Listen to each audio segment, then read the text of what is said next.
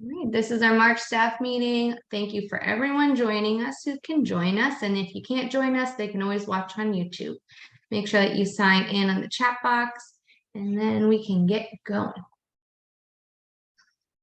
So our newsletter made by Miss Ruby had tons of stuff on it. It had our Spirit Week, Life Touch pictures, which have been changed. I don't know if you've read the message, but it will be the week of April 8th. So well, those flyers will go back to your classroom and we'll have the day assigned to you. It's still the same day of the week. We're just changing the date. So if you said yours was Tuesday of when it was supposed to be, it'll be the Tuesday, April 9th. We have our summer program. If you have a child and their sibling is in our school age program, if you wouldn't mind just mentioning, hey, do they want summer care? Because we've gotten minimal response from the school age children who are currently enrolled. And they do get first preference, but if they don't respond and they don't respond back to our questions about it, then they lose their spot and we give it to a waitlist student. So I'd rather just make sure that everybody in school age who currently enrolled, we pop them in that program if they want to stay with us for the summer camp. The energy bus was canceled. I don't think anybody even cared or noticed. So that was canceled. It did not seem to sell. So we're going to go with a different option. And what it will be, I didn't make a slide for it, but I'll fill you in. Joe Coffey suggested that we do something with staff that will be during a training, and it will be about communication and opening up the dialogue box between parents, how to speak professionally to parents. I know some of us have that difficulty of like knowing when to start and how to start and what to say using the sandwich technique. So those things will hopefully be shared, and that way we become well versed in how to have our parent-teacher conferences and to speak to each other professionally, or when you're out in the professional world of educators. The dates to remember, we have our Parents' Night Out on March 22nd, and I posted that on Facebook and ProCare. I think I have to change one of them. I wrote the wrong date, so I got to change it. And our Onslow County friends, those students will be on their spring break, March 25th to March 29th. So that week they'll be off. That means our NC pre-K students who don't use wraparound will be out, and our school agers will be in the back building, and the NC pre-K students who use wraparound will be on the other side of building 2 if possible, because there's no room in the end of the main building. Many parents have tested the waters of coming in after 9:30. And unfortunately, on the days when it really matters, those days when we have many people out sick or their kids are out sick from staff, we do have to do a lock of the door. And then those parents become upset because now they can't come in after 9:30. We have that cutoff time for a very good reason, because we have to do the lunch schedules, ensure that we have enough staff in the building, because by 10 o'clock, people are going to lunch. So we want to make sure that it doesn't really rock your day. I mean, we're already rocking your day by bringing you some extra students or shifting people around, and it's not fun for anyone. We don't like doing it. So we're going to make sure that we just keep hiring. That's the motto. We always just keep hiring, but then there's always these weird lulls that we have, and these roller coaster rides we go on when we have just enough staff. So if people are sick, we feel it. Where when we're overstaffed, you typically don't feel it because there's flex teachers to come sub in, and that's ideally how we like to keep our staffing. Super staff members of the month of February. This person is truly caring and considers each infant's unique needs and really knows her students to provide the best care possible for them. She's a team player and tremendously supportive co-teacher in her classroom. She dives into new situations when asked with a smile on her face and a get 'em attitude. Longevity and dedication in our school as a teacher who has been with us through the highs and lows and provided support and positivity throughout it all. She is thorough, honest, and holds everyone to high expectations when training our new hires, and we very much appreciate that. This individual has handled the transition of co-teachers in the middle of the school year extremely well and with professionalism. They get things done, they support their co-teacher and fellow co-workers when possible.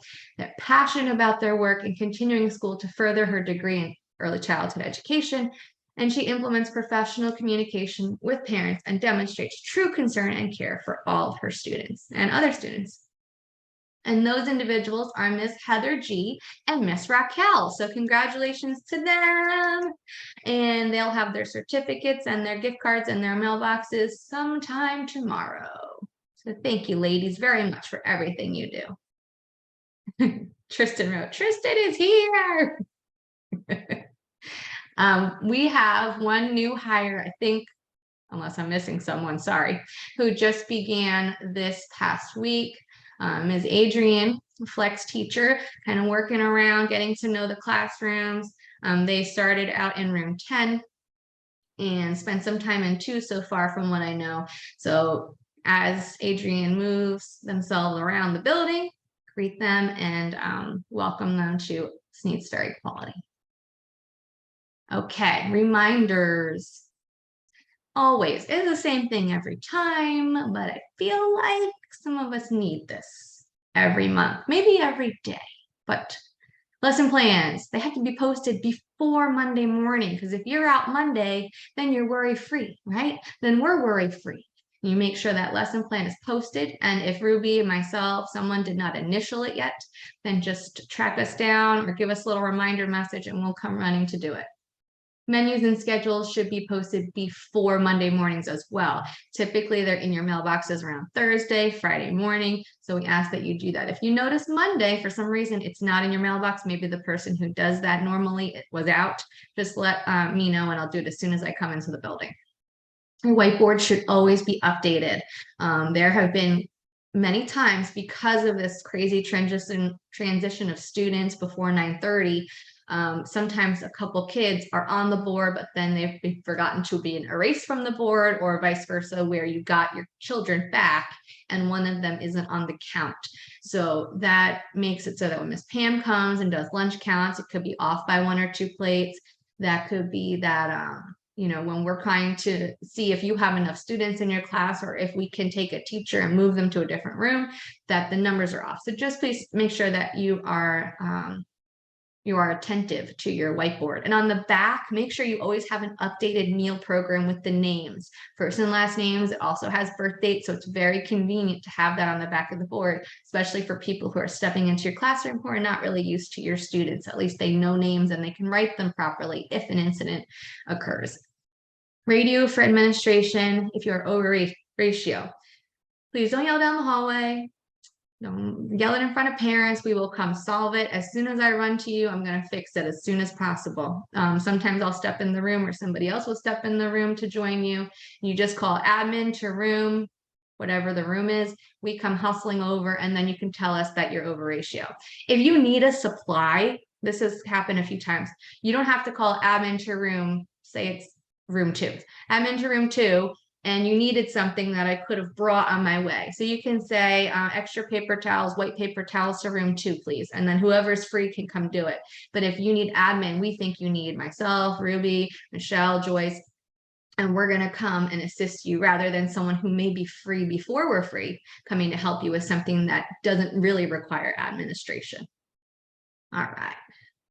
Empty mailboxes, everybody's been pretty good about that. Supply lists, make sure, I know Brittany's been in classrooms for the past 2 weeks, so it's been difficult for her to make sure everyone's supply list has been filled and completed. So if you have missing items or your supply list wasn't addressed, can you just message me so that I know who's taken priority for next, well, today's Wednesday. So if you got your supply list for this current week, and it was filled already, great. But if you're still missing supplies from last week's list, can you just message me so I know when I have time tomorrow or when someone has time tomorrow, they can go grab your stuff, because Brittany might be in a room again. Reimbursements must be approved prior. Please don't go on a shopping spree. Hint, hint, wink, wink. Somebody who just did that and bought fish and, you know, I may not be able to reimburse. So please make sure you talk to us. And then if it's reasonable, we'll reimburse you. If it's something that you wanted to spend a little more on, we'll reimburse you something that's reasonable in that range. The kitchen is just like entering a classroom. You must wash your hands before you touch anything kitchen related. If you're making a beeline for the supply area, the laundry room, you don't have to wash your hands. But if you're going to touch a refrigerator, a freezer to grab ice, you do have to wash your hands. So it's very nice when Pam's in there because she can do it and grab and hand you the ice. but you do have to wash your hands when you go in and touch kitchen materials. If you're entering a classroom to help, please go help, dive in, ask, what can I do? Where are you guys now on your ABC chart? And please don't disrupt teachers who are working and supervising children if you're just coming by to say hi. Getting in an in-depth conversation with them and they turn their back to the kids when they start talking to you. I mean, it's just human nature to connect with somebody, but you've entered the room where now it's going to be a supervision issue. So making sure that if you're supervising with children, you're always facing your students. And if you're going to talk to another adult, you're both facing and supervising children. And then, you get to your stations if you're outside, and we'll talk about that in a little bit, always. Classroom tips, we say this every time. Emma Grace said that pretty much verbatim what this meeting is always, because I never stray from these things. And she could run the meeting with her eyes closed if she wanted to. Shout your praises, positives in the classroom, something you notice a child is doing, you want to highlight it, then the other children will mimic. And you'll see great improvement when you're celebrating the things that they are accomplishing. As minute as they might be, you want to make it a big deal, because then everyone wants to be a big deal. When we're talking about, I love how you're sitting in the chair with your feet flat on the floor and your hands are folded on your lap. You are ready for lunch. That child perks up, you noticed them, and then the other children around, oh, look how I'm sitting, Miss Shannon, look, I have my feet on the floor, and they're all about it.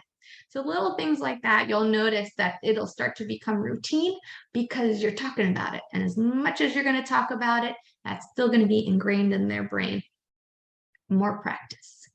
Guiding children, we say this all the time as well. If you have a child who is struggling and they're having a tantrum or they need a moment, you guide them with the flat part of your hand against their back. So you're guiding them like this. If we see you dragging a kid across the playground, you shouldn't see that, right? If they're going to drop their body and they're all limp and their hand is in your hand and you're holding it, you just say, okay, when you're ready to stand up, I'll be over there waiting for you. And then we can walk over to a safe place together, or however you want to phrase it. But if they're dropping their body and they're 4 or 5 years old, you are not going to carry them, and you are going to make sure that you are on their level, chit-chatting away if they are receptive. If they're not listening, they're totally in a state of emotional state, you're not going to get through to them. So tell them, I will be back when your body is calm. You can practice deep breathing with them. If they're receptive to it, some of them are not receptive to it, and you want to stay out of the flailing arms and the kicking legs and the head butting heads. Don't get in that way. Okay. All this stuff, take a deep breath yourself, because you can feel yourself tense up when you're in a high emotional state, and you may do something that was overreactive, right? So we want to make sure that our body becomes calm. You do your star breathing. You take 3 seconds to yourself before you address the child. If you need a full moment away, then call for admin. We'll come in and we'll step in so you can take a mental and emotional break. The main building does not need to be assessed. Isn't that so exciting? So Kim Sherry told us on Friday, she emailed Ruby and said that we are 4 stars and that we were 1 point away from the 5th star. That's awesome. This is from April of 2022, by the way. Okay, so we were assessed in April of 2022, and we just got our stars for that. It's been a long time coming. So we are excited about it. We've only gotten better. So I'm sure if we were assessed tomorrow, we would get those 5 stars, because you guys are amazing and you do everything in best practice. Continue to strive for quality. So we still have our TA, Miss Beth. We still do QEI, where we get the grant money and you guys get those bonuses around June or July based on your seniority with the company. And we still get trainings and collaboration. We have all these entities coming in. There's no other center that does what we do with the amount of TA and support that we can get into our school. And as long as you are using it and you are implementing the things that are being introduced to you, or at least trying them out, then it's worthwhile. When we have a classroom that kind of poo-poos away the things that are brought into the classroom, it's really deterring because we're doing these things to ensure the quality of your classroom. And you have to kind of be open to new ideas and different things to try, especially if you're struggling in an area.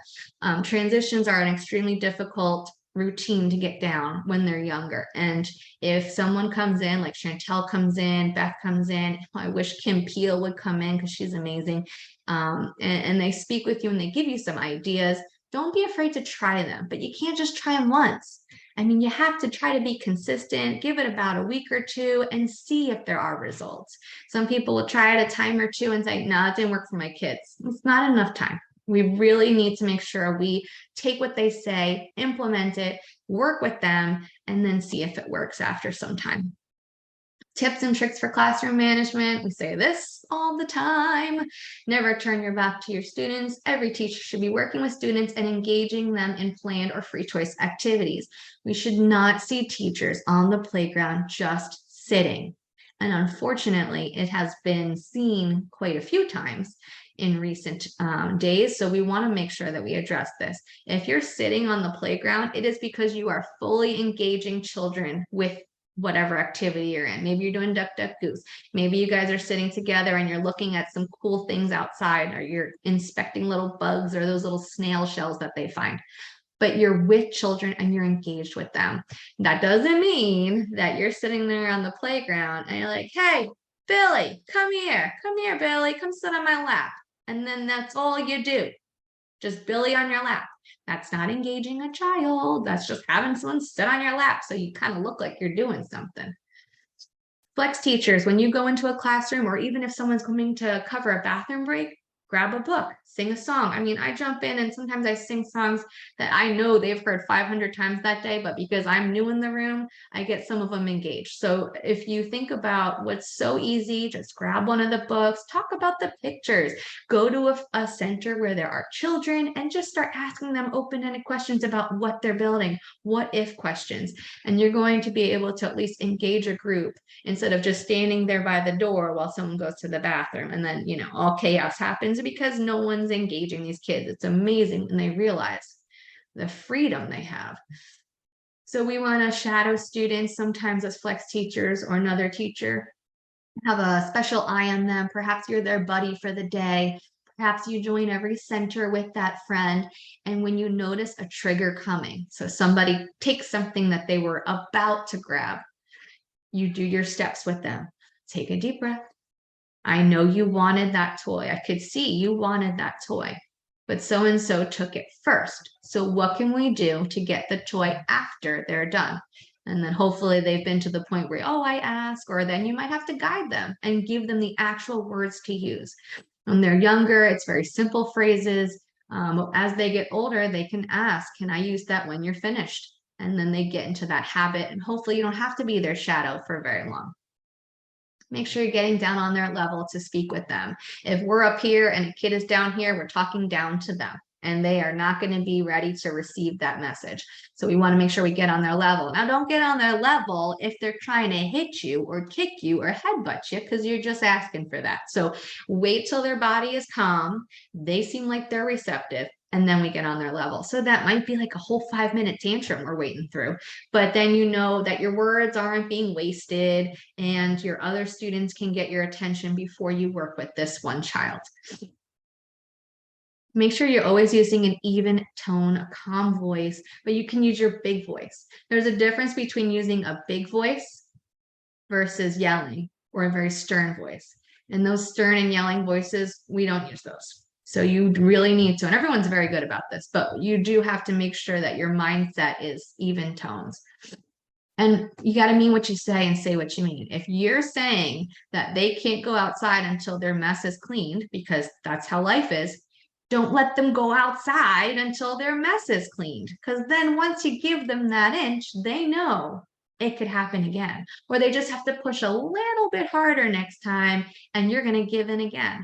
And they will remember. They will remember years after that you gave a little slip up and you let them get away with something. And that's it. That's all it takes. And the two positive choices, I know I say this often, but I would love to see it happening more, is when you give them options of what they can do. So obviously they can't jump on the table, right? So our feet stay on the floor. You can hop on the ground like a bunny, or you can march around like an ant. And then which one do they want to do? Maybe need to repeat it a couple times. Maybe they need help choosing one of those ways. But then you make it an engaging way where you guys do the ants go marching or hop hop bunny song. I don't really know the name of it, but to give them some options that are yes answers. You're not going to just say no when you presented them with this choice. Okay, so I'm on Instagram sometimes, like all the time, looking at these educational videos, and this gentleman ties in conscious discipline, but he gives us these perspectives from real educators. So he takes their story and then he gives us a different perspective on the story using conscious discipline training. So I thought this was going to be helpful. It's only like a few minutes long. So I'm going to play it for you. And once it's done, then we just have some topics to think about and we'll move on. But I hope it's worthwhile.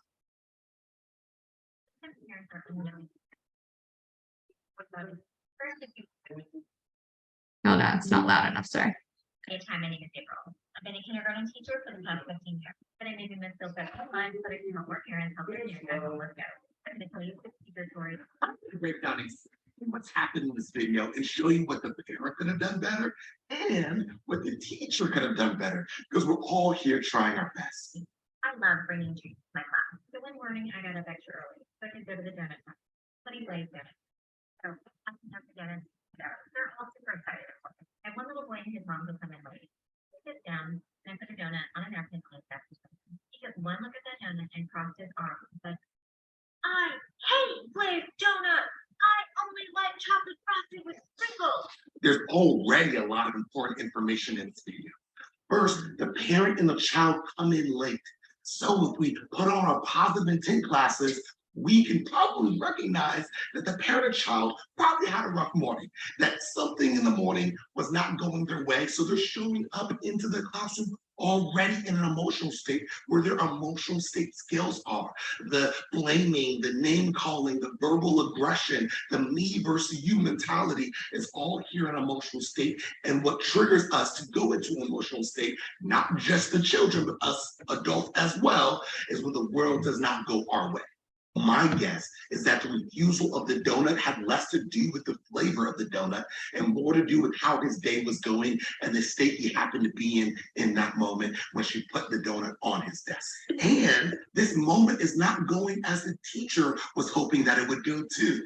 And so the teacher is getting triggered to an emotional state where she's going to see the world as me versus you, where she's going to try to win over this kid. Now let's see how she does it. So I got down, I love it. Friend, Miss April had to get up extra early to so she could go get donuts for you guys. And I spent my money buying the street. That was nice. That's for you. And your reaction does not make me feel good. So calmly, I picked up the donut on the napkin and walked it back to the donut box. Children do not get to have like that and then still be reported. Now, trigger this teacher to go into a me versus you emotional state and get into a power struggle over a glazed donut. Now, a lot of people would say it was just child's reaction that triggered the teacher into an emotional state, but it was actually this teacher's own trigger story, their own trigger thought that triggered the teacher into an emotional state. And it sounded like this. She said it for us. Children do not get to act like that and then still be reported. But here's where I'm a little confused. I don't know if the treats were a reward for the class, or she was bringing the treat out of the kindness of her heart because she loved bringing treats. If she's bringing the treat out of the kindness of her heart, then why are there so many strings attached to her day? And if she's bringing the donuts as a reward, giving or taking away a glazed donut is not going to teach this child how to manage their emotions. It's not going to teach them how to deal with disappointment. It's not going to teach them how to refuse a gift in a more pro-social way. And it's definitely not going to teach them to solve problems without overpowering the other person. We have to model that if we want to teach it. Remember, the mom is still in the classroom. She walked over to the donut box and gets out of the box and back to him. She goes, "Oh, he's sorry, Miss April. Aren't you, honey? Oh, Miss April, you're sorry." A little bit more about the parent. Based off the information in the video that the teacher gave us, I imagine that the parent is feeling judged in an emotional state. She's doing a lot more of excusing and saving from behavior and emotions rather than addressing behavior and emotions. And it looks like her survival state is showing where she's using her survival state skill of fawn, which is pretty much people pleasing. She's trying to please her child, she's trying to please the teacher, as opposed to thinking about what would be most helpful for both of them to navigate the behavior, to navigate the conflict, to navigate the emotions. And it's likely she doesn't even have those skills because she grew up just having things taken away from her like most of us. And yeah, of course he's not going to apologize. Empathy is an executive state skill that's not fully developed till 25, 26. And this child in the emotional state, they don't have access to the skills here when they're down here. Which of course he didn't. And she looks at me. Hey, very well last night. I'm sorry, he's really grumpy. This moment would have been a really good learning opportunity. You're right. This could have been a great learning opportunity for him. And for the mom. And Miss April handled this very calmly, but she set a boundary and a natural consequence that made sense.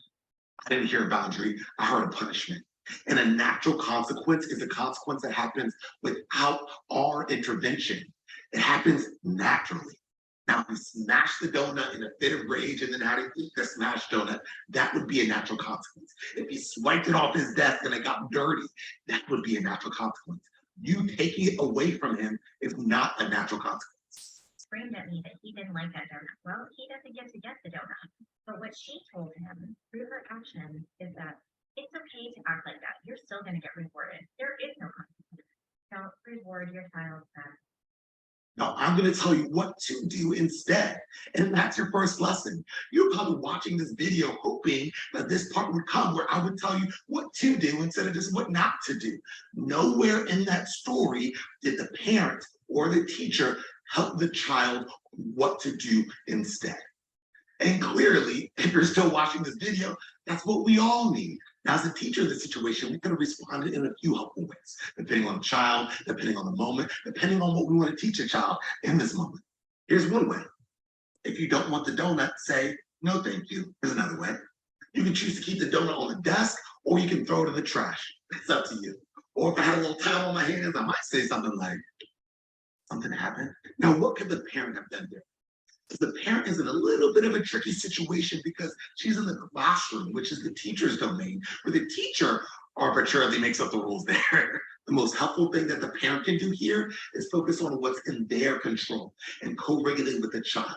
Maybe starting off with something happened and help the child calm down and express what they're trying to say in a better way, rather than us just putting words in their mouth or trying to force a fake apology. And for this 5-year-old to have a shot at expressing themselves in a pro-social way, the adults need to be regulated up here in their brain so that they can guide and teach the child how to do that. Unfortunately, most adults learn skills that are down here, the survival state skills and the emotional state skills, and that's what you hear being played out in the story. And absolutely no shame towards the parent or the teacher, because we're all trying our best. And it's hard for us to rewire our brain to use more executive state skills as opposed to emotional survival state skills. When you know better, you have the opportunity to do better. And I hope this video helped you on that journey to just do a little bit better today. All right. So I thought it was a very enlightening video.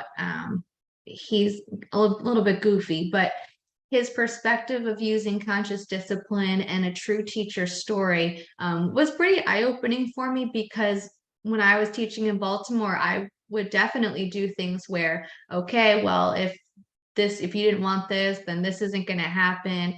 It's obviously not a natural consequence. And if a natural consequence played out, that would probably be most beneficial, because the child would then see his actions of slamming the donut or whatever would have an impact on him. But the teachable moment is what I wanted to get at most, because we have so many of those every single day. Teachable moments where you can teach the child ways they could have handled the situation. we obviously can't teach the parents of our students, and some of them may need that guidance. That's like a whole different situation. But the children in the classroom, these are the ones we can support and help and guide and to become better little citizens in the future. So I put the link down at the bottom right, and those are some things about positive intent. It's from Conscious Discipline. Thinking about the positive intent from the teacher when he was saying the things of doing it out of the goodness of your heart, or was it a reward? She originally said it was out of the goodness of her heart. So in the end, it wasn't being rewarded or punished for the behavior he had in the beginning about the donut, not liking that particular kind. And then the positive intent from the parent, and the triggers for the emotional state, thinking about the teacher and how she had this thought process, and it probably took her back to when she was a kid, and how if you act this way, then you don't get that. And that's how I was raised. I mean, if you're going to be bratty, then you're not going to get this thing I had for you. But in the end, if you were going to do it anyway as a family, there are other ways to solve the problem or other consequences that relate to the actual action and the thing that was the problem in the beginning.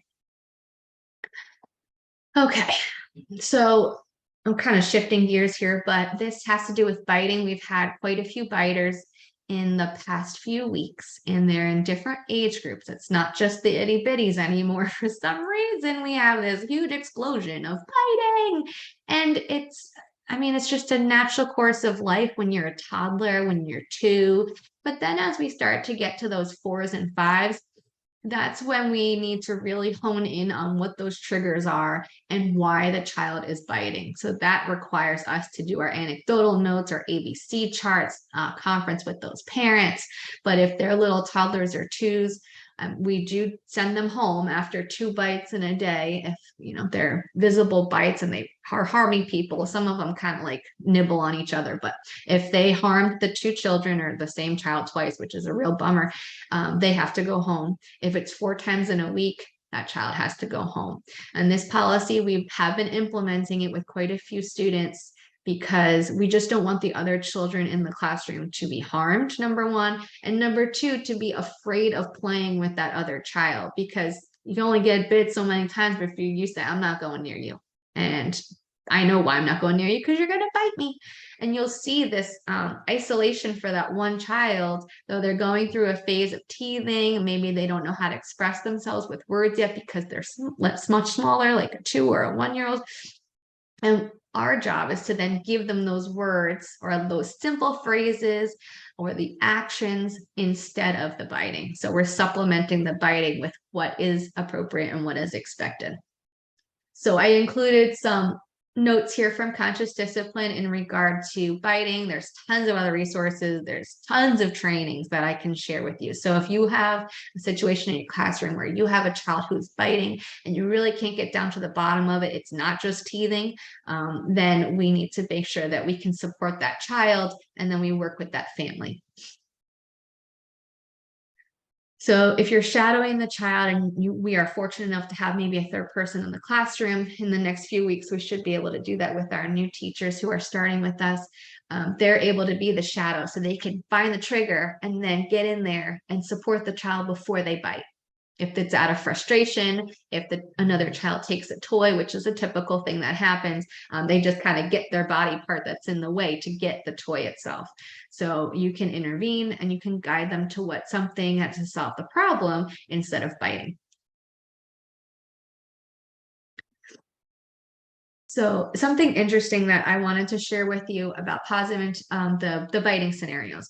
After the age of 3, children usually bite when they feel powerless or scared, such as when they are losing a fight or think they're going to be hurt by another person.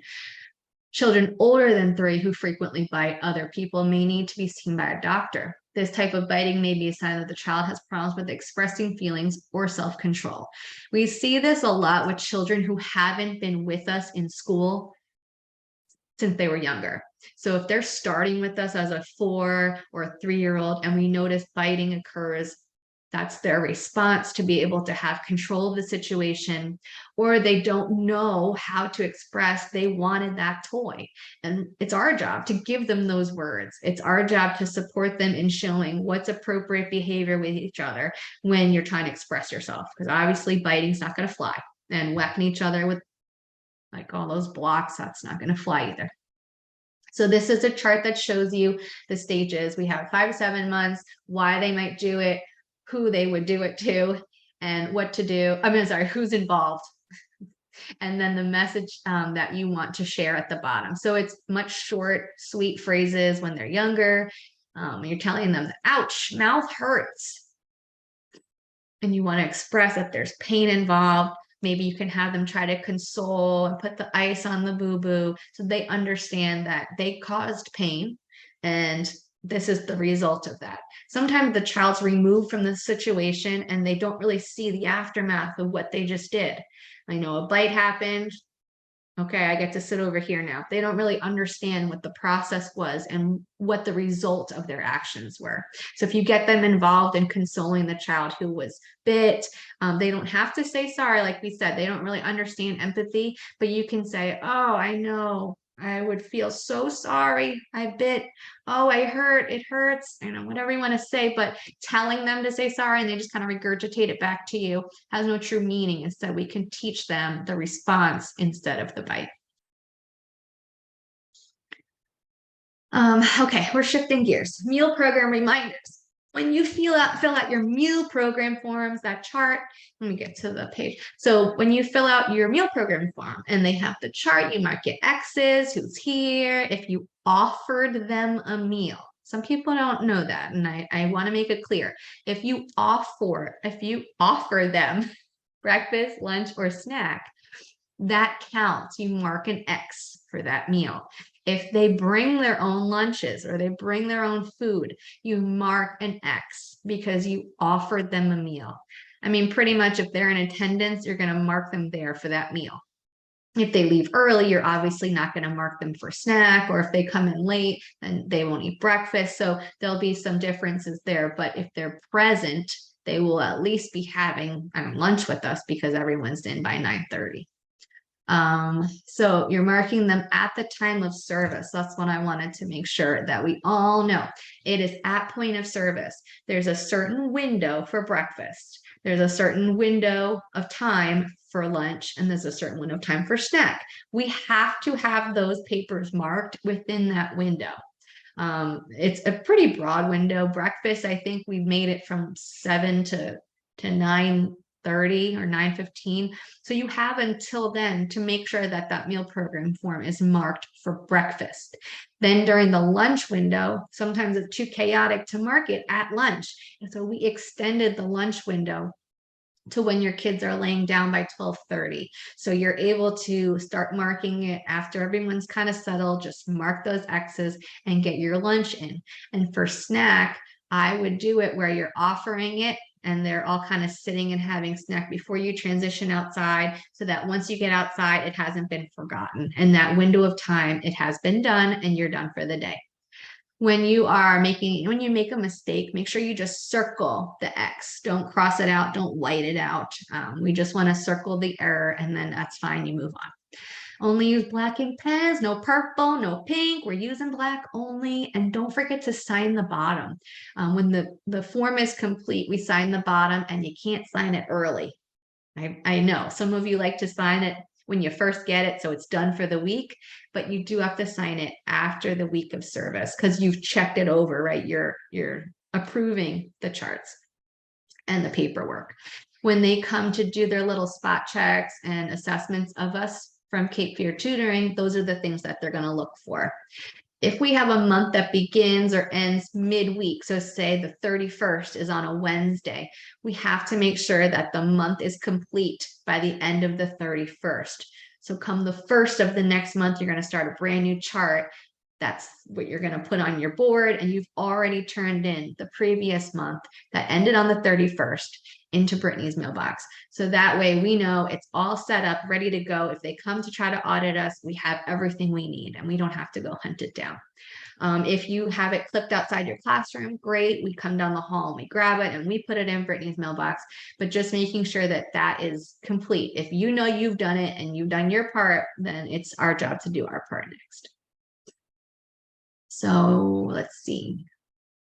If you have a new child coming in, we do mark their names and you write them in. That's from your meal program form. You won't know their first and last name sometimes because they might be a new child coming to visit just for breakfast. And we try to avoid that as much as possible. We'll try to take kids who have eaten in their classroom already, and then they join you in the morning so you don't have to add their name on the chart, and then they go back to their regular classroom after 9 o'clock. But if you do find yourself receiving children and serving them meals, you do have to write their name in and then mark them on your chart. And I know that's probably the toughest thing to do because then you're trying to keep track of that as well. So if you need help, just call for me and or someone else for admin, and we'll come in, we'll get you the name, and we'll get you all set up so that it's correct. Okay, so we run into some HIPAA private information questions, so we wanted to be sure we addressed it today. We try to keep names of children. Well, we have to keep names of the children, other children besides the parent we're talking to and their child, out of the entire conversation. Try not to allude to the fact that the other child's a male or female. Try not to allude to the fact of anything, even though they're in the classroom. Like, just try to keep it a secret because we're focused on that child and their family. We shouldn't have to involve the other children who were in the situation. Then when you talk to those parents, you're going to do the same because our focus is just their child right now. Oops, that's the person that we're focused on. Ask yourself, did they have direct interaction with the individual? And that comes in when you're speaking to another staff member or teacher about a child. Do they even need to know this information? Do they have direct interaction with the child? Then yes, you can share that information of what was discussed or what's happening with that child, because they need to know since they have direct interaction with that child. However, if it's a kid who's, going and to a different room for a few minutes, you don't have to include them unless it's pertinent to like their dietary needs or something for the moment that they're with them. If you have a flex teacher comes into your room to sub, hopefully the other co-teacher is there so they know what's necessary and what's important to that child, and they don't have to share it all with this person unless it's necessary. There's just been sharing of IEPs and children's goals, and those have to be kept confidential between the child and the immediate teachers. So we're not really, and admin. So we don't have to really share it around the building. But if you're working directly with that child and they need special supports for their goals, then obviously that's going to be shared. When a parent asks you, so we've been asked, who bit? Who bit? Was it so-and-so? Was it so-and-so? Yeah, he bites. So it's got to be him. I'm sorry, I can't share that information with you, but our focus is on how to support their child. So you may need to shift them away from that conversation. If you're sharing about a child's day, and this is a tricky concept, a tricky thing to do, you do have to think about the 2 positives you're going to share with them before you really get to the meat of what the concern was for the day. So maybe little Billy was biting today. We're going to try to say something positive in the start. Oh, little Billy was able to line up in line. He was showing patience. He had his hands by his side, and he was very helpful after lunchtime. But today we did have some trouble with biting. He bit a few friends, and it was because they had something he wanted, and he became frustrated and bit. And we try not to use emotion. So he bit because they had the toy. And then you try to put a positive at the end, something that he did that was fantastic. Maybe he wiped his own hiney and you're so proud of him because he's been trying to do that for weeks. So that sandwich method can be a little tricky. So make sure if you need support, you ask for it, and we'd be happy to guide you through it, picking out those things to discuss. Now, this isn't everyday kind of conference. That would take a lot of time. So if you do have something in depth that you want to talk to a parent about and you need a chunk of time, just tell us and we will set aside conference time. You could do a phone conference. We could sit in on it if you'd like. And that way you really don't have to rush. You don't feel like you're not supervising your students, and you can really talk to the parent about how we can all support their child. With illness and sending children home, this is just a reminder that frequent positive communication with parents, awesome. I love it. I see messages, I see teachers taking pictures and videos of their kids and sending them to parents, sharing about how great their day was. And then if you have a child who's not feeling well, obviously parents like myself, I'd like to know if Mikey's not feeling well, then they're going to message me and say, hey, Mikey says that his head hurts. Just wanted to let you know, you do not have to pick up, because there is no part of the head hurting that is in our policy for sending home. However, if he develops a fever above 101, we will have to send him home. So you can add that snippet. You don't have to add anything. You could just say, just wanted to let you know, Mikey's head has been hurting him. He's been complaining of a headache. And then they ask, do you want me to pick up? Because a lot of parents are like, oh, should I go get my baby? And you say, no, you do not have to pick up. But if the fever goes above, or you tell us and we proceed from there. So maybe we say, you know what? His eyes are really bloodshot. He also, has this, that, and the other thing going on. We really think he needs to be seen by a doctor or stay home for those 72 hours. He can come back with a note that just says he's not contagious. So sometimes it's not just the fever. If they have those diarrhea episodes, 2 outside of an hour from one another, and if they throw up. If they're extremely lethargic, maybe they had just a bad night's sleep. So you can mention that to the parents to make them aware, but we don't have to pick up for those instances. So it can get a little tricky. Okay. And we already talked about the sitting on the playground. And if you have a parent who wants to have a full-blown conference when they're coming to pick up, you do not have to feel like you're being rude by saying, oh, I really have to go supervise that group over there. But we can set up a conference for next week if you'd like. I'll tell Miss Shannon you want to set up a conference for next week, and then I'll dive in and set up a time for you guys to sit together if that's really what they wanted, or they just wanted to chit chat about their personal business. So if you feel like they are just taking up a lot of time, you're unable to supervise, engage with your kids, there's a bunch of other parents who want to know how their kid's day was. Oh, I really got to go over and I got to supervise this group. Oh, I'm so sorry. I have to tell another parent about their child's day. And then say, oh, okay, we'll talk later. Or if they really want to talk longer, we'll set up that conference. The closing checklist. Please remember that she shed, don't forget about it.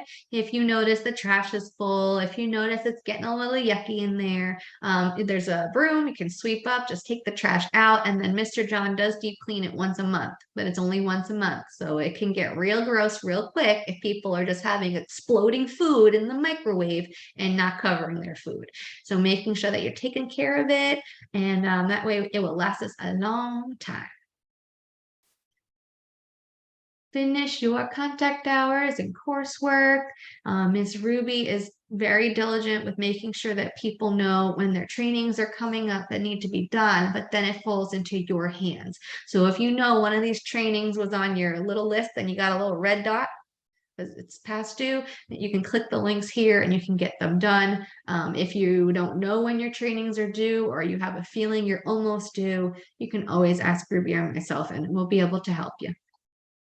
For Teach Scholarship, this is from the last meeting, but I wanted to make sure it was clear that you do have to do 2 things. You have to apply to the college and you have to apply to teach.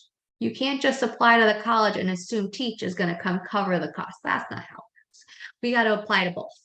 So making sure that you have done all of that. It's a lot of paperwork. Ruby is extremely organized and making sure that these things are in, but you also have to be responsible for filling them out, making sure that you read your emails from Teach and from your college, because you don't want to miss the start date of classes because you didn't have your Teach Scholarship paying at all. The reimbursement, oh, someone's drawing on it. So the reimbursement process is a little complicated because if Teach doesn't get into pay, we have to pay. And then this becomes a real tricky situation where either you're going to owe us money or Teach is going to owe us money. Where if you get Teach involved first, you don't have to worry about that at all. Your books are covered by Teach. You can get paid study time, though it's at $10 an hour. You get 3 hours a week if you really would like to study at work. So making sure that you are diligently looking at, attentive on the paperwork. Just don't assume it's all set up. You got to go check. Okay, we have an open door policy. Make sure you are stopping by if you have something on your mind. You're messaging the administrator you feel most comfortable with, or the person that you may think would understand what you're going through, and we will do our best to support you. But if you don't tell us, as Joyce says, then we don't know, and we can't help you solve the problem if we don't know. So making sure that all of your coworkers see you as a motivational and positive force. And if you are not feeling that way, please come to us so we can see what we can do to support you. Sometimes people get into a rut. And what we're going to do for the next school year, like we do every year, is send out the survey to see maybe you want to change. So what are you feeling? Do you feel like, oh, I just loved preschool so much, but I think I've had my fill of preschoolers. I really want to go try toddlers or infants soon. And you put that on the survey, and we really try to make it so that you have the opportunity to do what you are wanting to do. If it's within reason, if we're able to do it, great. Typically the hour requests for the change in shifts, can't really honor all those, but it's good to know where your flexibility lies. Maybe you're not really a morning person and we've been making you come in at 6:30 every day. So we want to know those things, and that will go out in next month. And that way you can really share where you are and what you'd like to do for the next school year that starts at the end of August. Positivity is contagious, but so is that negativity and gossip. Once you spread something around, it's going to catch fire, it's going to go everywhere, and the effects may be pretty damaging. So make sure that you are just thinking about like what we tell our students, right? You have nothing nice to say, don't say anything at all, and making sure that we're building each other up and supporting each other. You guys are so fantastic at doing that. You're always there for one another. You're not afraid to get your hands dirty. So I appreciate that very much. Joyce or Ruby, did you guys have anything you wanted to share? No. Okie dokie. If anyone has questions or you want to message me after, please do. And this will be saved on YouTube, and I'll be sharing the PowerPoint with you in just a little bit. So have a great rest of your evening and see you tomorrow. Bye.